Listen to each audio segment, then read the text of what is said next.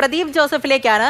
മധ്യ കേരളത്തിലെ കാര്യങ്ങൾ, കൊച്ചിയിലെ ഉൾപ്പെടെ കാര്യങ്ങൾ നമുക്ക് ചോദിക്കാം. പ്രദീപ്, പ്രധാനപ്പെട്ട കുറേ ഇടങ്ങൾ, എറണാകുളത്താണെങ്കിൽ UDF-ന് വലിയ ആത്മവിശ്വാസമാണ്. പണ്ട് അങ്ങ് പോകുമ്പോഴത്തേക്കും പാലക്കാട് വലിയ വിവാദങ്ങൾ, BJP ഒക്കെ പ്രതീക്ഷ വെച്ച് പുലർത്തിയ ഒരു ഇടമാണ്. അവസാന ഘട്ടത്തിലെ വിവാദങ്ങൾ അതിങ്ങ് തൃശ്ശൂരിലുമുണ്ട്, കോട്ടയത്താണെങ്കിൽ പാലയുണ്ട്. അങ്ങനെ എടുത്തു പറഞ്ഞു പോവുകയാണെങ്കിൽ സ്വാധീനമായ ഘടകങ്ങൾ ഒരുപാടുണ്ട്. അതെങ്ങനെയെല്ലാം വോട്ടായി മാറിയിട്ടുണ്ട്. അങ്ങനെ മാറിയ ആ ആത്മവിശ്വാസം എങ്ങനെയാണ് ഇപ്പോൾ അവസാന മണിക്കൂറുകളിൽ മുന്നണികൾ നമ്മളോട് പറയുന്നത്?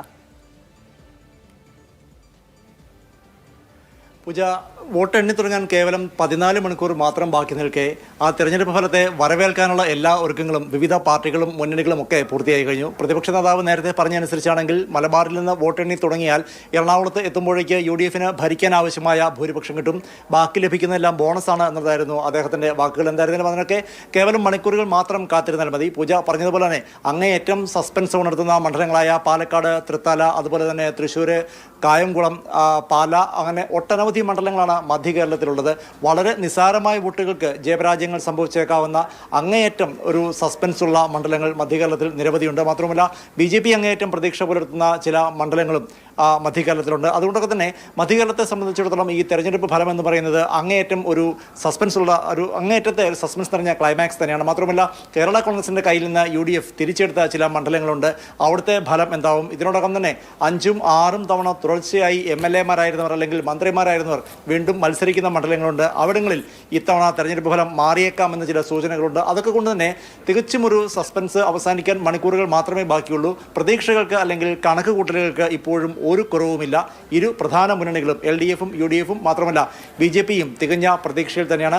ഒട്ടേറെ അട്ടിമറികൾ ഉണ്ടാകുമെന്ന് തന്നെയാണ് പ്രതീക്ഷ. നമുക്കറിയാം, കുന്നത്തുനാട് മണ്ഡലം സംബന്ധിച്ച് ഇന്നലെ വൈകിട്ടാണ് പുതിയൊരു അവകാശവാദവുമായി LDF സ്ഥാനാർത്ഥി ശ്രീനിജൻ കടന്നു വന്നത്. 554 വോട്ടുകൾക്ക് താൻ ലഭിക്കുമെന്നുള്ളതായിരുന്നു അദ്ദേഹത്തിൻ്റെ കണക്കുകൂട്ടൽ അല്ലെങ്കിൽ അദ്ദേഹത്തിൻ്റെ ഫേസ്ബുക്ക് പോസ്റ്റ്. ഇതിന് മറുപടിയുമായി ഇന്ന് UDF സ്ഥാനാർത്ഥിയായ VP സജീന്ദ്രൻ രംഗത്തെത്തിയിട്ടുണ്ട്.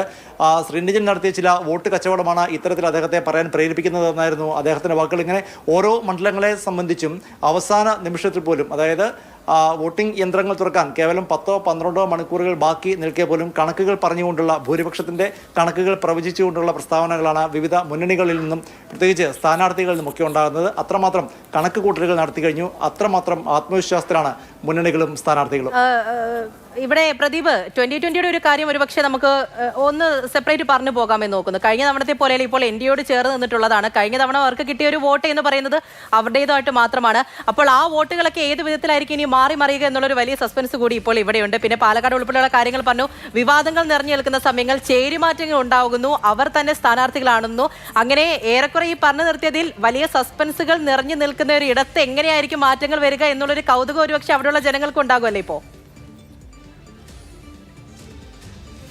തീർച്ചയായും 2020 ഒരു എറണാകുളം ജില്ലയെ സംബന്ധിച്ചൊരു നിർണായക ഫാക്ടർ തന്നെയാണ്. അവരുടെ മേഖലയെന്ന് പറയുന്നത് എറണാകുളം ജില്ലയാണ്. അതിൽ തന്നെ കുന്നത്തുനാട്, പെരുമ്പാവൂർ, കൊച്ചി തുടങ്ങിയ മണ്ഡലങ്ങളിൽ 2020-ക്ക് വലിയ തോതിൽ വോട്ടുണ്ടായിരുന്നു. ഇത്തവണ 2020-യുടെ സ്വന്തം വോട്ടുകളും ഒപ്പം BJP-യുടെ അല്ലെങ്കിൽ NDA വോട്ടുകളും കൂടി ചേരുമ്പോൾ എന്തെങ്കിലും അത്ഭുതങ്ങൾ സംഭവിച്ചേക്കുമോ എന്നുള്ളതിലാണ് അങ്ങേറ്റം ആകാംക്ഷ നിലനിൽക്കുന്നത്. കഴിഞ്ഞ തവണ കൊച്ചി മണ്ഡലത്തിൽ തന്നെ അവർ പ്രതീക്ഷിച്ചതിൻ്റെ ഇരട്ടിയിലധികം വോട്ടാണ് അവർക്ക് ലഭിച്ചത്. ഇത്തവണയും ജയിക്കാൻ ആവശ്യമായ വോട്ടുകൾ കിട്ടുമെന്നൊന്നും ആരും പ്രതീക്ഷിക്കുന്നില്ല. എങ്കിൽ തന്നെ ജയപരാജയങ്ങളെ നിശ്ചയിക്കുന്നതിൽ 2020 അല്ലെങ്കിൽ NDA നേടുന്ന 2020-യുടെ കൂടി സഹായത്തോടെ NDA നേടുന്ന ഈ വോട്ടുകൾ ഉണ്ടാവും. മാത്രമല്ല 2020 NDA സഖ്യത്തിലേക്ക് പ്രവേശിച്ചതോടുകൂടി കോൺഗ്രസിൽ നിന്ന് നേരത്തെ 2020-ക്കൊപ്പം പോയ ഒട്ടേറെ ആളുകൾ തിരികെ കോൺഗ്രസിലേക്ക് എത്തിയെന്നാണ് കോൺഗ്രസ് നേതൃത്വം അവകാശപ്പെടുന്നത്. ചില പഞ്ചായത്ത് അംഗങ്ങളും പഞ്ചായത്ത് പ്രസിഡന്റുമാരും ഉൾപ്പെടെ തിരികെ കോൺഗ്രസിലേക്ക് അല്ലെങ്കിൽ UDF-ലേക്ക് 2020-യിൽ നിന്ന് വിട പറഞ്ഞ് മടങ്ങി വരികയും ചെയ്തിരുന്നു. ഇതൊക്കെ വോട്ടിങ്ങിലും സ്വാഭാവികമായും പ്രതിഫലിക്കാം. മാത്രമല്ല സ്വാധീനമുള്ള ആളുകളെ എറണാകുളം ജില്ലയിലെ പല മണ്ഡലങ്ങളും സ്ഥാനാർത്ഥികളാക്കുന്നതിൽ 2020 വിജയിച്ചിട്ടുണ്ട്.